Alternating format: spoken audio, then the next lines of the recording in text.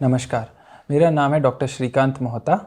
मैं Narayana multi speciality hospital Jaipur में gastroenterology consultant हूँ और मेरी पढ़ाई एम्स नई दिल्ली से हुई है।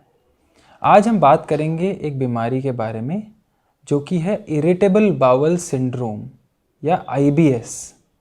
ये बीमारी के बारे में बात करना ज़रूरी है क्योंकि इसकी समझ कई लोगों को नहीं है और इसके कारण तो कई डॉक्टरों को भी कंफ्यूजिंग लगते हैं। आज भी इस पे रिसर्च चल रहा है। तो हम क्यों बात करना चाहते हैं इसके बारे में? क्योंकि ये बहुत ही ज़्यादा लोगों को है। 40 साल के ऊपर के लोगों में ये बीमारी लगभग 15 से 20% लोगों को है और आजकल उससे कम उम्र में भी ये होने लगी है। तो क्यों कम उम्र में होने लगी है और इसके क्या लक्षण होते हैं, इसके बारे में हम बात करेंगे। तो IBS एक बीमारी है जिसमें आंतों की प्रॉब्लम होती है।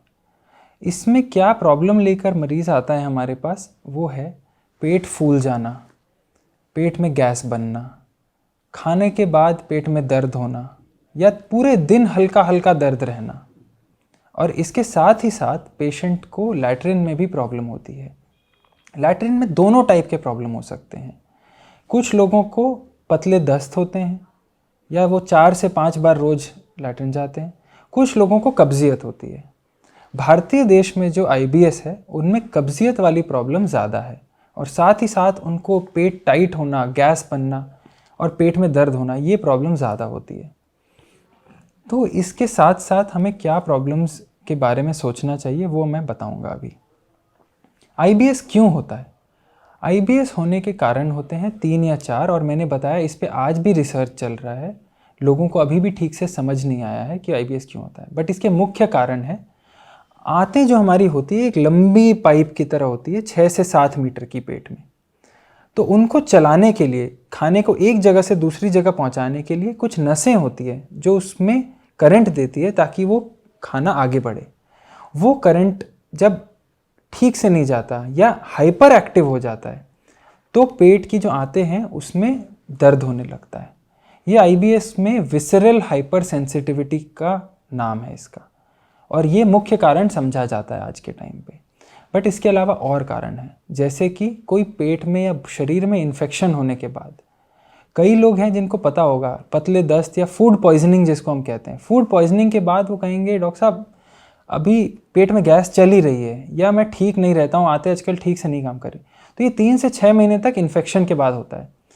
पिछले साल कोरोना के बाद भी हमने देखा कई मरीजों को IBS हो गया। तो ये कोई भी शरीर में बड़े इन्फेक्शन के बाद हो सकता है। कुछ लोगों को अलग अलग खाने से एलर्जी होती है, उनमें भी IBS जैसे लक्षण आ सकते हैं। और आखिरी और सबसे महत्वपूर्ण बात जिसके कारण आजकल कम उम्र में भी ये हो रहा है वो है स्ट्रेस।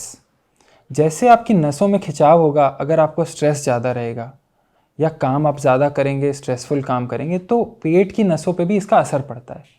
और जो स्ट्रेस है वो पेट की नसों में भी ट्रांसमिट होकर उनको ठीक से काम करने नहीं देता। इससे भी लोगों को IBS के लक्षण ज़्यादा बढ़ जाते हैं। तो इसमें आपको क्या टेस्ट की ज़रूरत है और क्या बीमारी का नेचर है ये आपको बताना चाहूँगा। तो जब हम आप किसी भी डॉक्टर या गैस्ट्रोएंटरोलॉजिस्ट के पास जाएंगे तो वो कुछ टेस्ट करेंगे, जैसे कि हो सकता है कुछ अगर लक्षण लगे तो एंडोस्कोपी करें या कुछ ब्लड टेस्ट करें और पेट का अल्ट्रासाउंड। मगर आपको बता दूं इनमें किसी में कुछ रिपोर्ट में पॉजिटिव नहीं आएगा। IBS के पेशेंट में किसी भी टेस्ट में ये बात पकड़ में नहीं आती। ये सिर्फ डॉक्टर सुन के ही डायग्नोस कर सकता है। इसीलिए आप कई बार पेशेंट को ये समझाना मुश्किल हो जाता है कि उनको IBS है, क्योंकि उनको चाहिए कि कोई रिपोर्ट में कुछ गड़बड़ी आए। बट ऐसा नहीं है, ये सिर्फ बातों से समझ में आता है या आपके लक्षणों से समझ में आता है हमें। तो IBS के लिए फिर आगे क्या करना चाहिए?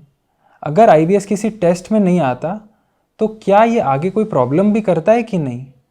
तो मैं इसको एक उदाहरण के मामले में समझाना चाहूँगा कि जैसे शुगर और BP होता है, IBS कुछ तरीकों में उनके जैसा है, कुछ तरीकों में उनसे अलग है। उनके जैसा क्यों है?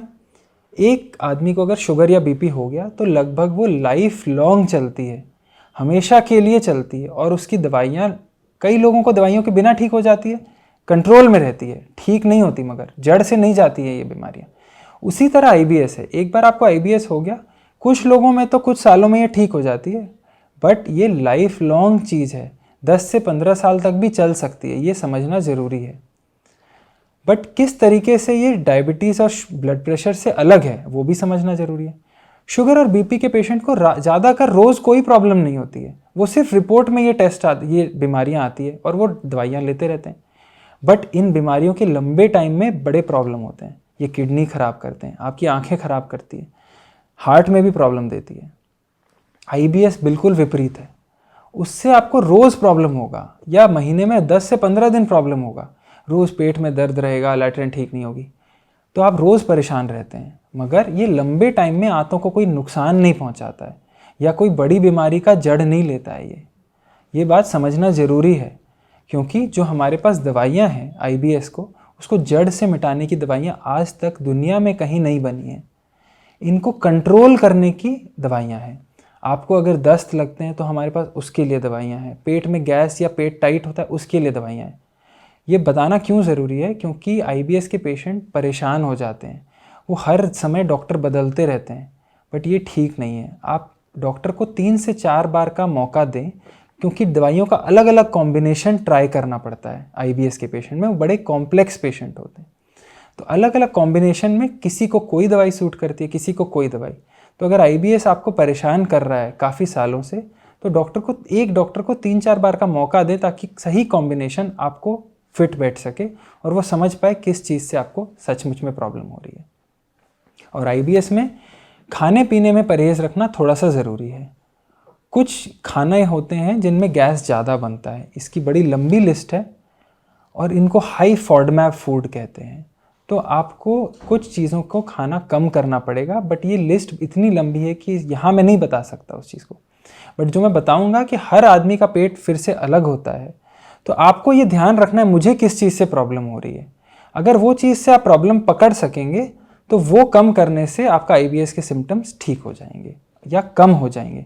तो ये आपको ध्यान रखना है कि किस चीज़ से मुझे प्रॉब्लम हो रही है, और बाकी दवाइयों से तो ठीक रहेंगे ही आप।